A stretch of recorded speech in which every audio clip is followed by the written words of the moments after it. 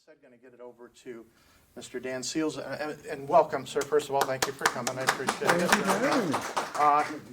Maybe give us a quick bio, quick background about yourself. Sure. To get us started. So first of all, thank you everybody for being here. So I'm Dan Seals. I'm CEO of Intersect Illinois. In terms of my bio, I've spent my career going back and forth between the public and the private sector. So on the public side, I started off as a presidential management fellow in DC.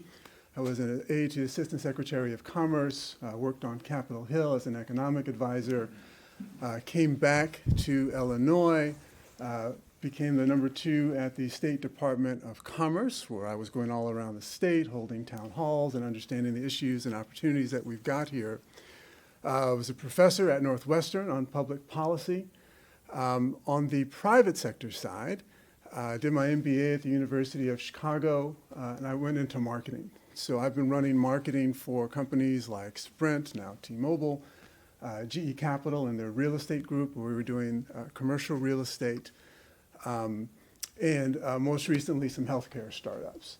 So what I do now at Intersect Illinois, Intersect is the state's public-private business attraction arm. So I report to a corporate board as well as to the state and receive funding from both. And the whole idea is to bring jobs and investment into the state. So we are essentially a marketing and sales machine that does site selection.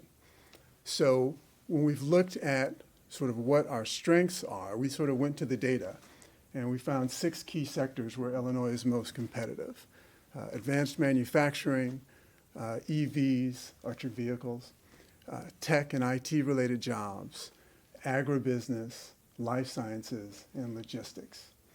So we have put together campaigns. We work with Edelman, another Chicago-based or Illinois-based group, and we're running campaigns outside of the state. Well, you'll see a couple of things at O'Hare if you've traveled recently.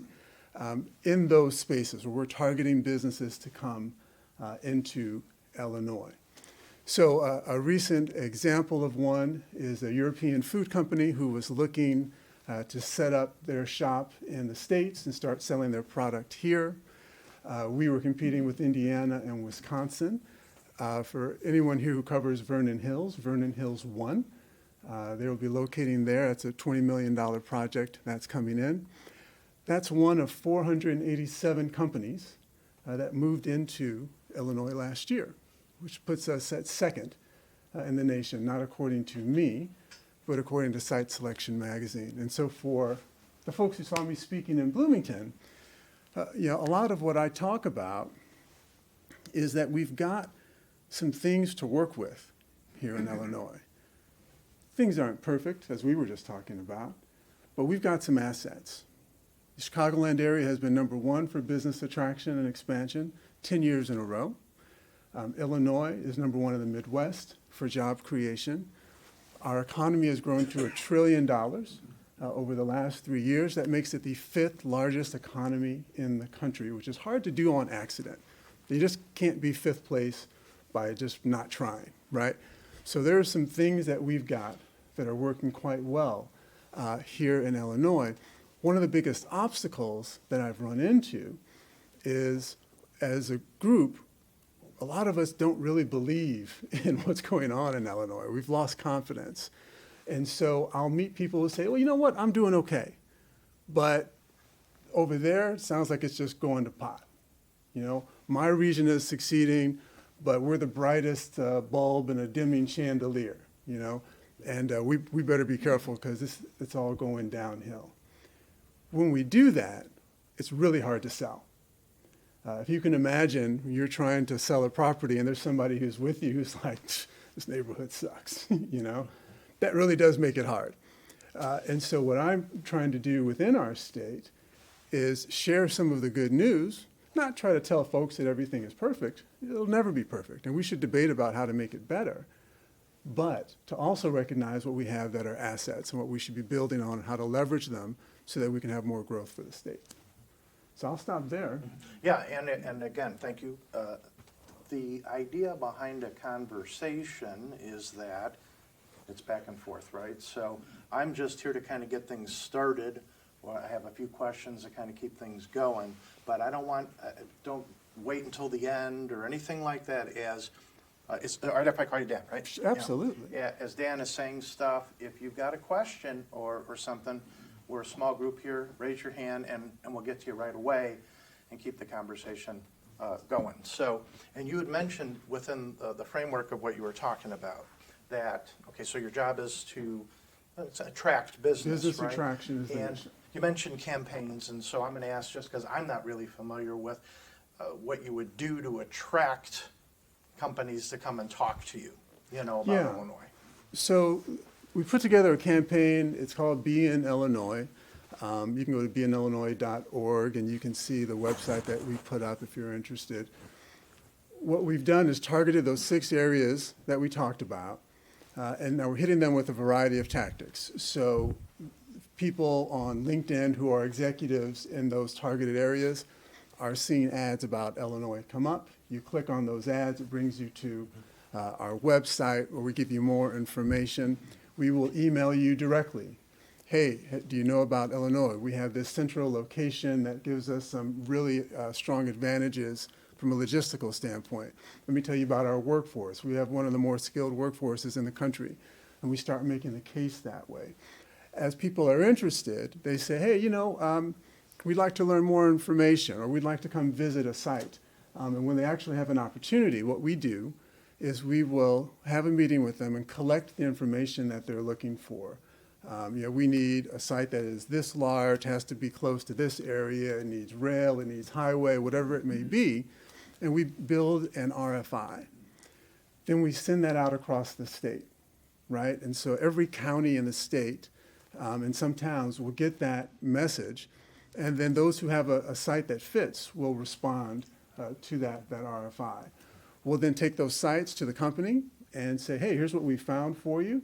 They'll go through them, and if they like them, they'll want to do a visit. So yesterday morning, a company from Japan was with me in Grays Lake. They're a chemical manufacturer, and so we were talking about the opportunities for this site in Grays Lake that they're interested in. They have another site that they're interested in as well. But that's how it works, and hopefully they sign. Last year, we helped bring in 1,800 jobs and about $400 million. How do you get on that list, by the way? Where if somebody's interested in something, how do you know who to reach out to? So there's 2 sides. For those of you who have sites that you would like to make sure are considered, on our website, one of the first things you'll see is, are you looking for a site? Because we keep a database of sites across the state.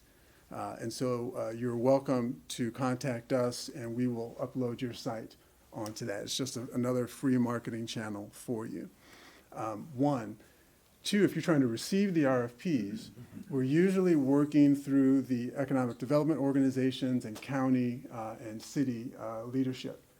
They'll receive them and then they share them throughout the community. Cool. Sure. Yes. Frank's part of one of my questions is how do you work with the local municipalities, et cetera, which it sounds like you do work very closely with them. Absolutely. So Grays Lake offers us a great example. It wasn't just Intersect Illinois that was there. It was also the town of Grays Lake. It was also the developer of the site. And we all meet as a team and we say, hey, this is everybody that you need, to answer any question that you might have as we're presenting to the company. So we can talk about local incentives, state incentives. We can talk about local workforce. If they say, hey, we've got a permitting issue, you try to get everybody in the room so that you can make it easy for them. The idea is to really create a concierge service for the company, to make it easy to figure out where to go, who to talk to. If you don't know, Illinois state government, and why would you if you're a company moving in, it'd be great if somebody could say, you know what, we're going to get everybody you need together for you, and we'll get those answers. And that makes it easier for the business. The utilities also, we always bring those folks in because energy is such a big piece of this. In and I know it's probably very wide-ranging, but in talking with these companies that may be coming here, I suspect that there's some objections you hear, Sure. right, fairly regularly. Could you share some of the ones you run into, pretty much when I say all the time, and what you might do to handle the objections? So they're probably not the ones you're thinking of, although we get everything. But right now, the trend is towards bigger projects that use more money. I'm talking like 1,500 acre projects that need 300 megawatts of energy, and they need it in 18 months. So they are saying, we need more incentives. We want more cash if you've got it to defray our startup costs, right? So they want money. We've only got so much of that. And listen, incentives are important, but they're only one of many important variables in bringing a business in. We've passed some legislation, or at least the state has passed some legislation that's made us more competitive in that regard, and that's helping us to get a look at more projects. Power is a huge obstacle right now. So the supply chain backup and the inflation that we all know about has wreaked havoc on our utilities' ability, not just our utilities, nationwide utilities' ability to get substations and transformers in. So there is now a 3-year delay in getting a substation in. So you imagine you're a company, you're moving in, you've got $1 billion riding on the line, right? And you've got to get built and set up, but you're hearing, hey, it's a 3-year wait before we can do that. That's a big deal. So figuring out how to get those more quickly is a huge challenge for us, and we're trying to be creative about trying to work those rules, but that's really hard. So those are some of the bigger ones. There's the stuff that we talk about in Illinois that actually doesn't come up as much for these large projects, but we can talk about some of those too if there are any that you want to get into. You are funded by the state? In part, Okay. And the other part? private sector. Okay. So yeah, it's a public-private partnership, a P3 as we call it in the business, where we're getting dollars from both sides. And that's intentional. This organization was founded in 2016 under Governor Rauner, and his idea was, look, we need to privatize the business attraction function of the state. It used to be done out of the Department of Commerce. And so the idea is, hey, can we use private sector tactics for public good? So when I hire my team, they have sales experience, and they're interested in winning the project or closing the deal, whereas in the state, they're worried about being good stewards of taxpayer dollars, as they should be. But it's a different set of incentives and a different set of skills. So we take funding from both sides. So my board is companies like ADM and Comcast, OSF Healthcare, Carl, Loop Capital, Busey Bank, and they all contribute funds. And that helps us run our organization. And then did they also, concessions, et cetera, that come from, for the new companies that want to develop, does that come from the private sector, the state, or? The incentives, Yes. those are state, yeah. Those are state. Yeah, I don't control any incentives. I wish I did, but those are state taxpayer dollars, and so they need to be managed by the state, the thinking goes. And so the Department of Commerce is the sole arbiter of state incentives. Dan, so I have to jump off this question. Yeah. So you said you work with local municipalities. Do the local municipalities offer tax benefits like, tax incentives, or we'll put you in a TIF area or whatever? They sure do. And so when we talk to companies about moving into Illinois, we tell them that incentives are site dependent. There are your state incentives, but some areas maybe who've had underinvestment historically might have stronger incentives if you locate there. And then the local municipality, and it really varies, could have their own incentives as well. Some do, some don't. This is not an easy issue for some of the local leadership. I can think of a large project right now where in order to come in, they're asking for tax abatement for a long time. And the local municipality wants them. They'd love to have those jobs, but they also don't have a huge budget from which to pull from, right? You don't want to rob your schools to bring in a project. There's got to be some balance there. So, when you get these big projects, it really causes some soul searching sometimes for some communities. But others have the resources to do it, and they do it well. Thank you. Tax abate, oh, I'm sorry, Steve. No, I was gonna say, it was so interesting that you've got an economics background, so just the math in the state just makes it hard to make sense of how this can all work. When, 25%, 26 cents of every dollar of the state revenue goes to pay pension benefits at a funding level of 42%. When 25 years ago, it was 3 cents for every dollar. So that displacement, in my mind, robs the economy of income growth, job growth, wealth creation, all those things. And so I don't know how you make numbers work, and every candidate's gonna campaign on lowering taxes, but economically, you can't lower any low taxes. The math doesn't work, right? It doesn't work, so I don't understand. I mean, we've lost Caterpillar, lost Boeing, lost Citadel, lost Tyson. I know you're doing some things to bring other people in too, but if you look at Cook County and the city of Chicago's debt and pension payments exceed the debt and pension payments of 44 states combined. And so I don't see how it's like you're pushing the big rock up the hill, and I don't see how it's ever gonna keep from falling back down. So, two thoughts.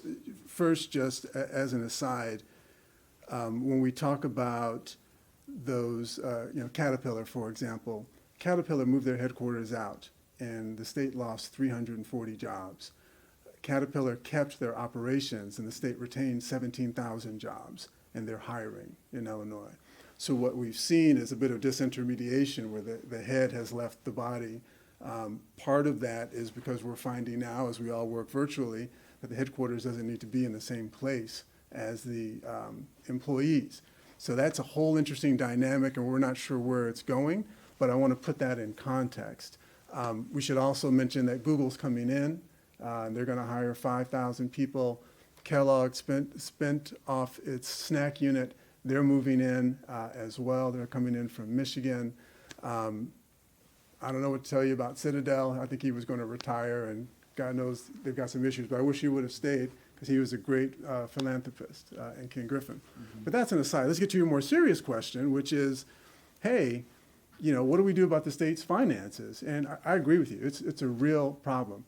I do think that things are trending in the right direction, and because I thought this might come up, I actually brought a slide on it.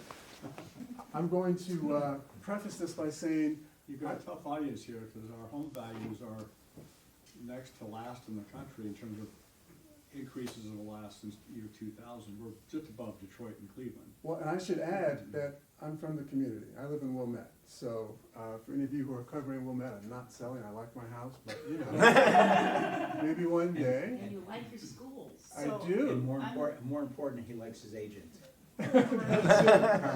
So I just want to, I pulled these issues, and again, everything I'm going to show you is not from me, because this is not my lane, but since I anticipated this as an issue, here's why I think there's some reason for hope. When you look at the overdue backlog, overdue bills, 2019, $8 billion, today it's gone. That's a positive trend. Rainy day fund used to be $60,000 for a state our size. Now we're up to 1.9 billion. That's still tiny, if you ask me, but it's moving in the right direction.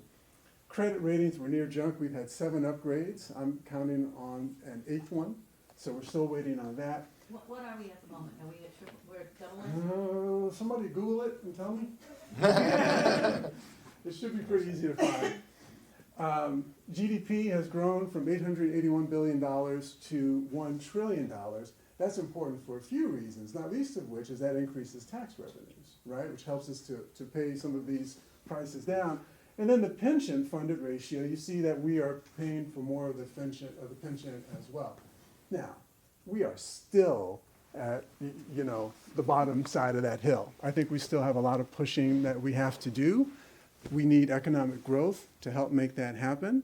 So that's part of what motivates me to do what I do. I'd be the last person to tell you that it's solved. I don't think it is. But I would tell you that it's moving the right direction, and we need to accelerate it.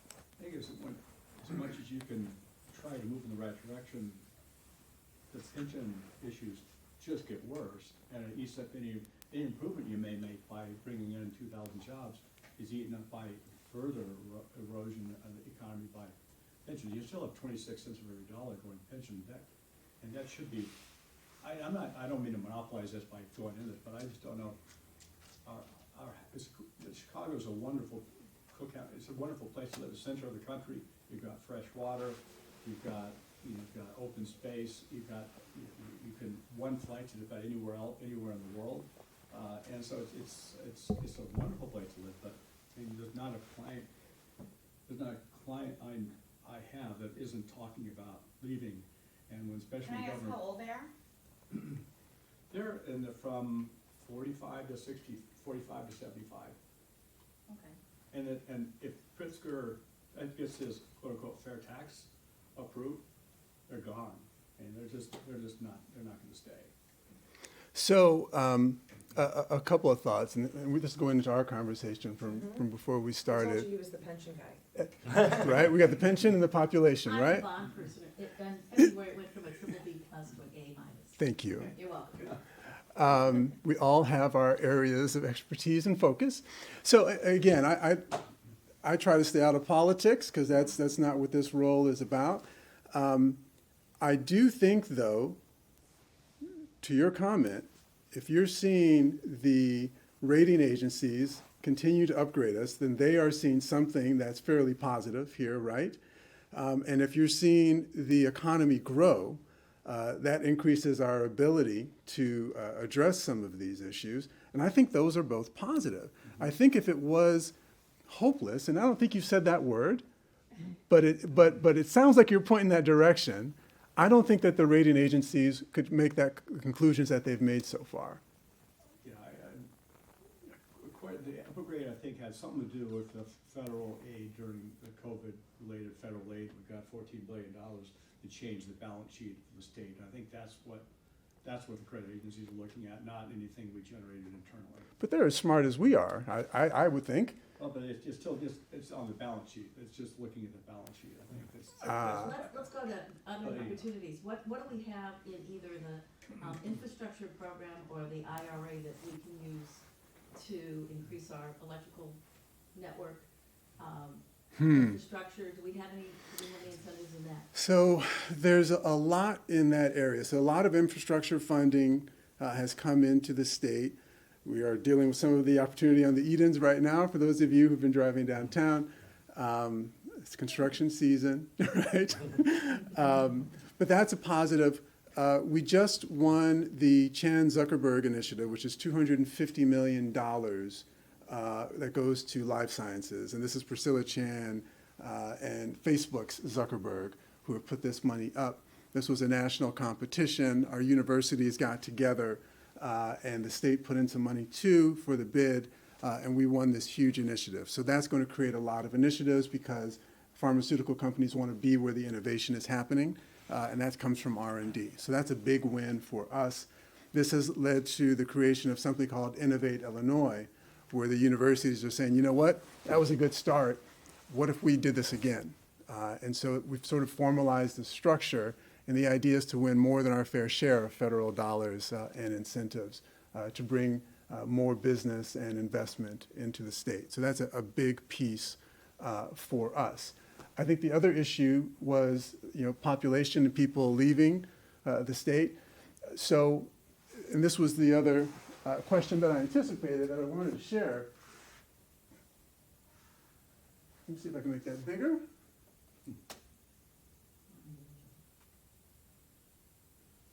So these are headlines that came out May 20th or so of last year. Here's what happened. The census, in order to check its math, keeps an independent organization to come in and inspect their numbers. That organization came out and said, hey, you undercounted 6 states, Illinois being one of them, from the period of 2010 to 2020. You actually are higher than what we reported by around 250,000 people or so. And so what I've got here for you, because people have heard that people are fleeing Illinois so much that it has become like, of course they are. And I don't mean to challenge any personal experiences that anyone has had in this room between conversations you've had with a client. But the AP reported on it, Sun-Times reported on it. I think this is Capital News Service, NBC5. I mean, you can go on your phones right now. You can put in Illinois population undercount, whatever search engine you prefer, and you will see these reports come out. So 13 million is what they put our population at. Now, is it the same everywhere? Definitely not. We see that Chicago is doing better than downstate, or I should say Chicagoland is doing better than downstate. A lot of the rural communities are seeing people move out. And historically, what happens is the cities grow while the rural communities shrink. That's happened here, but not to the degree that we would like it to. So Illinois needs to grow more. But to say that we're fleeing, the numbers just don't back that up. What was the number in 2010? Oh, I'd have to go back and Well, look. you can explain that by a lot of how they did the census in 2010 versus 2020. They online, multilingual, a lot of things that were, you could argue also it wasn't counted correctly in 2010. And it was really, if you look at other sources, not just the census by IRS sources, you can see the population decline. Then since then, from 2021 to 2022, more recent figures have the state, every county in the state losing population of 100,000 people in the last year. So are you counting the census sometimes and not others? I think that's what you just said. It's just that the methods for the census were different in 2010 versus 2020, and how they actually physically conducted the census, and how could people. I don't think I agree with you on that. I mean, here's the thing. The census is in charge of making the count. The census has an organization that's in charge with checking their count, and this is what they found. So you can disagree with how the census counted in 2010 if you want. You could take issue with that. That's fine. But ultimately, the census is the arbiter of these things, right? Presumably, they made their corrections, right? They've announced their corrections publicly. So even if you want to quibble with how they do their job, I don't think that leads to the headline that people are fleeing Illinois. You can argue that more people should be staying, or we're not growing as fast as we should. I can see those talking points backing that up, but I don't see how that leads to people are fleeing Illinois. You would see a much bigger difference than what's being reported here. What data? In 2010, the population was 12,830,000. In April of 2020, it was 12,812,000.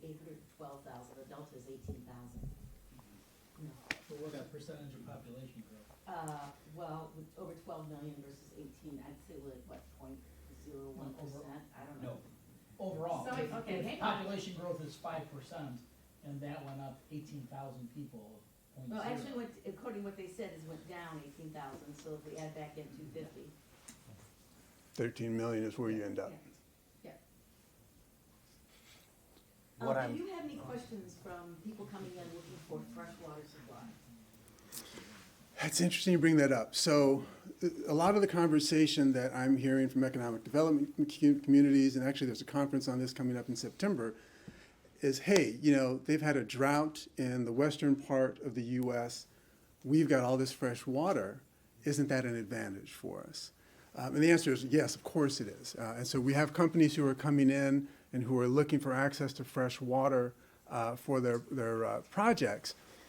What's interesting is we haven't been able to quantify. There's a group called Current who's trying to do this. What is the economic value of having that fresh water? What does that mean in terms of jobs that are here? How many jobs does it support? How many more jobs could we get with that fresh water? I would say that today it is only a minor variable in our economic development, but it seems clear in the long run it's going to be a much stronger one. Yeah, it's a big opportunity. It wasn't just droughts, it was wildfires. Oh, it's thunderstorms and hurricanes when you go south. That's right, that's right. we do pretty well here in terms of the weather. Started on international flights. The reason why those European companies are coming in here is because you can get to basically every other continent, Northern Africa, from O'Hare. O'Hare is the world's most internationally connected airport, bar none. It's a fact. Go ahead, Casey. You know, we had a little conversation. I guess where, the reason really why I wanted you to come in here, and I brought this up, is because we are your boots on the ground, like every single day. And I mean, in this room, we're all realtors. So who has seen people leave the state? I mean, I am. My last 2 buyers came in from the East Coast. Yeah. Yeah, Correct. I've lost a bunch that have moved to Tennessee, Arizona, Florida. Yeah. But So- someone bought those houses, someone. Well, But yeah, that- right, but hold on. What I'm saying is that we are seeing this. This is not like, and I sort of feel like we're being gaslit a little bit, We are. because, I do, because I'm gonna tell you, you know, and I'm, all due respect, I mean, I don't quite understand the census stuff and exactly how they could recalculate this and why it was wrong the first time, and it doesn't quite make sense to me, but we all know things can be swayed depending on different publications. And so, for example, I had pulled up your, the last, if you could pull that last slide up that you did. Not mine, but I'll put it up. So, this one here. Yeah. So, you're saying credit ratings were near junk and now there's 7 upgrades. And I'm looking at research right here. The improvements came from authorities paying down existing debts with billions in pandemic relief dollars, which is what Steve said. I mean, like, so that doesn't say that we're getting better, they just used money from the pandemic to pay it down, it doesn't say we're getting better. So I think what I'm trying to say is that I understand you're gonna say what you're saying, but we literally, this is what we are literally seeing, people are unhappy with the taxes, they're unhappy with the crime, they're unhappy with a lot of stuff right now, and people literally are leaving. I mean, we're not making this up. Can I tell you something? Because I'm over here, born and raised Chicago girl, still live in Chicago in River North. And I have 3 relocation clients into the city right now, coming into the city in downtown Chicago. And I don't agree with everything that everybody in the suburbs say, because I live it every day. And I think it's the natural progression of business is why all these companies are moving out. I do retail real estate. Adaptive reuse has become quite popular, and not only the asset types that I sell, but also on the streets, in different streets, like in the West Loop. Madison used to be the main street where all the restaurants were, and now we've moved to Randolph and now to Fulton. So it's the natural progression of a big city. We're still like number 5, we're, you know, logistics, it's a different, there's tech coming in, life sciences, and just different ways to do business. And I think being in the city and seeing I'm sorry, I love the suburbs too, but I just feel like when you're in the city, your eyes are much more open to what's really going on and not what you see on TV. So are you saying that we're not seeing people move out of the state? I think that the people that are moving out of the state will naturally have moved out at the age that you said they are, because they want a different lifestyle at that point of age. I have people moving into the city and building businesses in the city that everybody's so scared to be in. I live in River North, where all of a sudden it's the worst place to be in Chicago. It's not. I walk around at 10 o'clock at night, it's fine. So you do residential as well? I do. So have you seen the increase in market times and inventory in South Loop, Gold Coast, the entire condo building? We work with a lot of developers. Every developer is not willing to do any development in Chicago right now. Most of them pulling out. Toll Brothers, Toll Brothers doesn't Toll do Brothers, anything in Chicago though. Chicagoland area, they do a ton, and they just Suburbs. the suburbs. Not Chicago. Here's- I They're work pulling with- out of the state in general. And they're finishing up But their projects and they're developers not are pulling planning. back for reasons not necessarily related to with things that we're talking about here. Right. Costs of 2x4s, drywall, roofing materials, Or base lending for contractors, construction. land prices have taken the profitability out of contractors at the moment because you had a huge run-up because of inflation, because of And skilled, and product. but also Skilled labor. skilled labor is down in this state, and the cost of materials are higher, Mhm. but the same 2x4 costs the same in St. Louis, but they're building at a rapid land rate is in some of these cheaper. other. Land is much cheaper. And property Land is taxes are cheaper. So they go and build there, and. I'm sorry, you said they're going to St. Louis? He said that. They're, So, I'm saying they're going anywhere but here.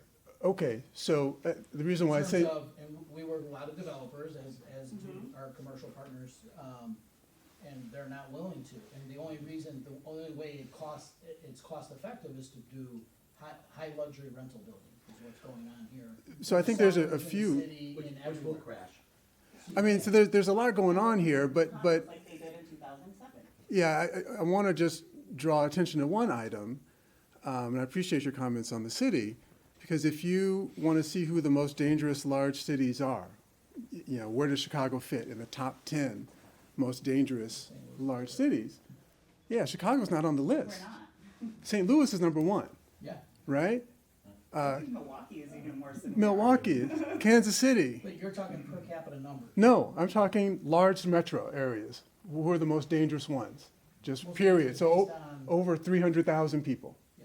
So there's a bit of, hey, we're seeing the news that's being reported here, and it's scary, and crime is bad. Let's all be on the same page about that. But what we're losing is context. I think people would be surprised that, hey, you can walk at night and you didn't get stabbed on Michigan Avenue. That's great, We had a meeting with a press service, and it was some local business CEOs sitting down with the new Midwest bureau chief of this press service. And they said, okay, everything's off the record. Let's talk about coverage. Let's talk about what the real stories are. And the first two CEOs have said, what are you all doing about the crime? It's like it's an industry now that you all are doing here. The stats don't back up, what's actually happening here. And there's a false perception that's being created. So that's my view as well. I want to see what does the data say about how dangerous things are and where the danger is, and of course why, and what are the trends that are driving it. I think, not to deny anything that you're seeing, but also not to deny anything that you're seeing, right? You can have both of those trends happen in the same place. This is a huge economy, and there's a lot going on in it, and both of those things can be true. You work with keeping companies in the state, right, as well as No retention. no retention? At least not Okay. intentionally. Sometimes it happens where we happen to grab a company, but usually the Department of Commerce handles in-state. Okay, because, see, I'm curious as to the conversations we're having here. We might hear more on the retention end. It doesn't sound like you're hearing it very much on the people trying to come in here. Or the company, and maybe I'm wrong, is that true? Are they talking to you about, well, Illinois is losing population, are they talking to you about the pension issues? I mean, No, that hasn't been a factor for them. They're coming in here because we have a central location, which makes it really cost-effective to ship product across the country. They're coming here because we have the workforce that they want. LG Chem is an example. They moved into Decatur, Illinois, because the chemical manufacturing workforce there is phenomenal. That's what's driving it. When we were I was up at Rosalind Franklin yesterday talking about life sciences, and we're seeing growth not just in medical manufacturing, but also pharmaceuticals, and something called industrial fermentation, which is this growing, it's the easiest way to use it, basically messing with biology for productive purposes. So it ranges from everything from synthetic biology, which is what Northwestern specializes in, to cultivated meat, which gives some people the heebie-jeebies. This is meat grown in a lab from stem cells. But that sort of technology is very strong, and that kind of innovation is happening here. So there's a lot of growth that we're seeing, particularly in Lake County, in those spaces. So there's a lot of reasons why folks are coming in. And they're all economic. All right, so now, and I've got a finisher, so before I do the finisher, we have a few more minutes. If anybody has any questions, now's the opportunity. Now, I could say you could also talk to Dan. We're gonna have a little bit of wine and cheese afterwards here. So after you get a couple of wines in him, maybe we can get him, change his answers a little bit or something. Mr. Heller. Change when you liquor him up. Is it cheese from Wisconsin or Illinois?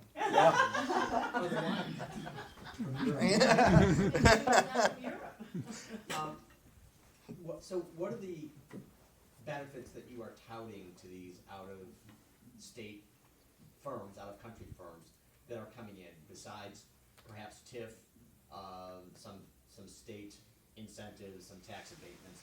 Just generally curious, what is it that's the package that you're dangling out there for them? So I don't dangle anything because I don't control incentives. However, Put in their mind. I'm selling the non-financial incentives, and I'm sorry, this is a big file. It's going to take a second to advance. Let's see if I can get it up full size here. What's going on? Who else is out there doing this kind of work in tandem with you? So we lead the state. Okay, this should be good now. All right. So I walked through some of these stats before in terms of, Illinois. And again, I want to stress, you don't get a GDP that big on accident. Okay, and every time I find people who are just, for no particular reason, are down on Illinois, I say, well, how do we get $1 trillion GDP? It can't happen. Home to all of these Fortune 500 companies. Chicago, by the way, is second largest concentration outside of New York, 4 Fortune 500 companies. Look at the diversity of these guys. I mean, this is pharmaceuticals, this is insurance, this is food, this is the agribusiness side. I mean, it is just incredible, the range of businesses here. Our skilled workforce is one of our big draws. People come here because we have a lot of talent here.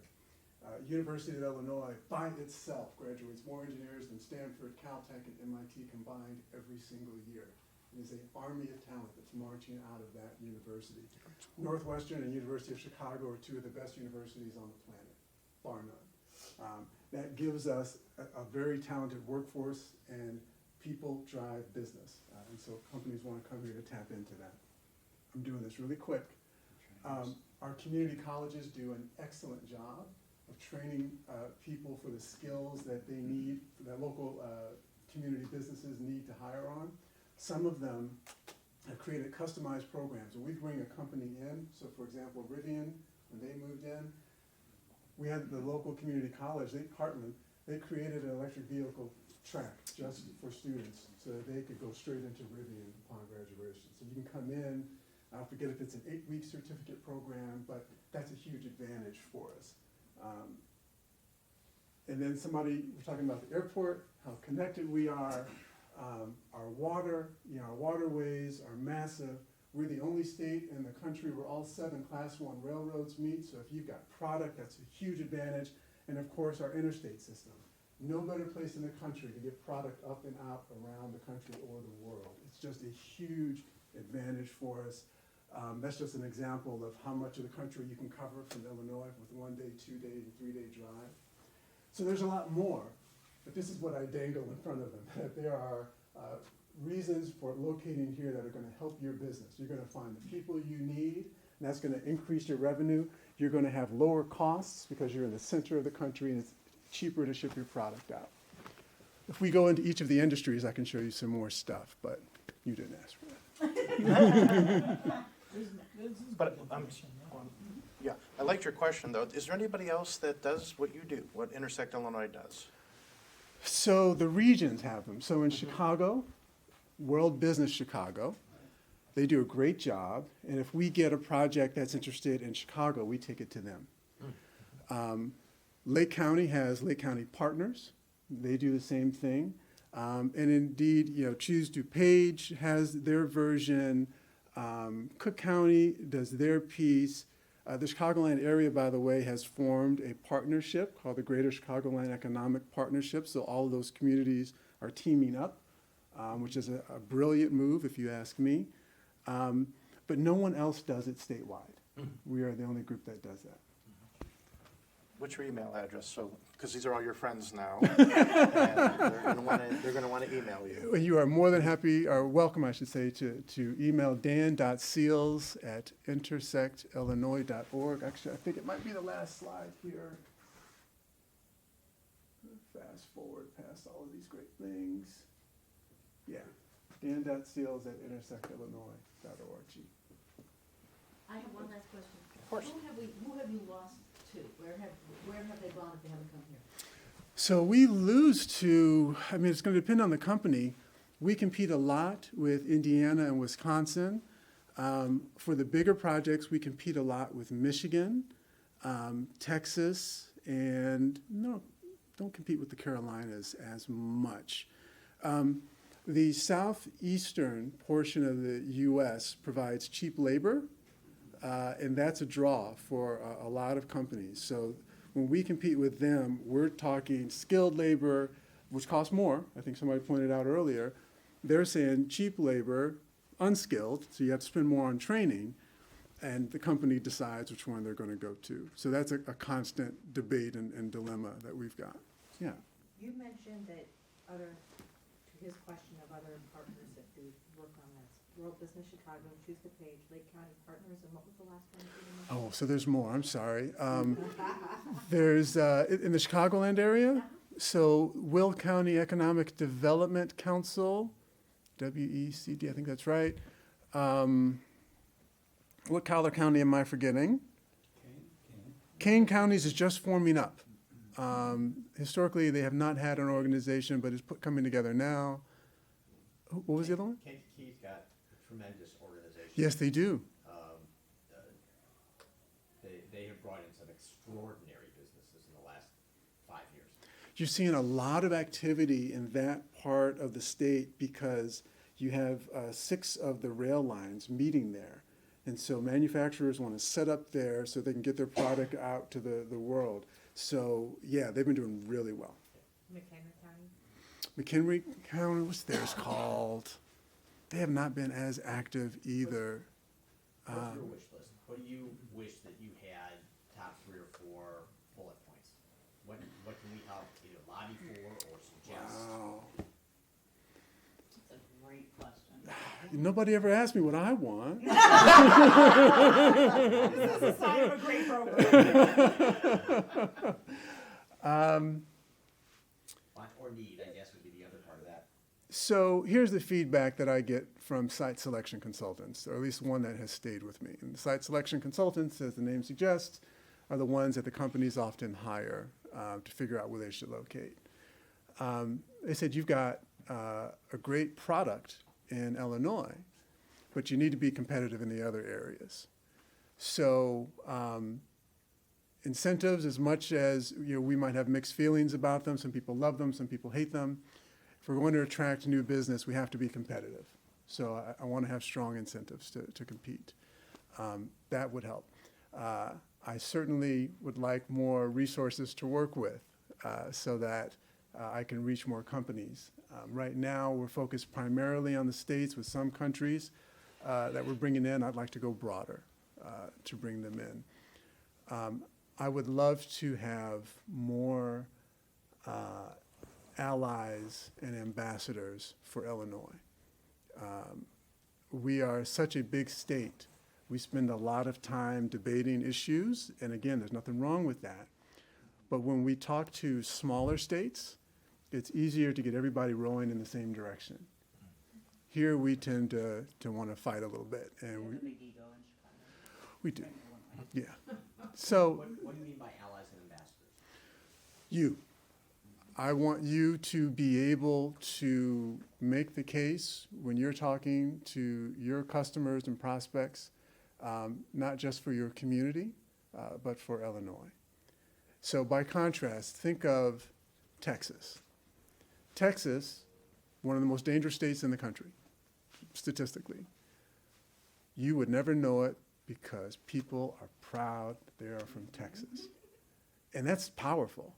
When the narrative is stronger than the facts in a positive direction, that's powerful, right? Then you can shrug off bad news and keep coming after folks, right? And keep growing.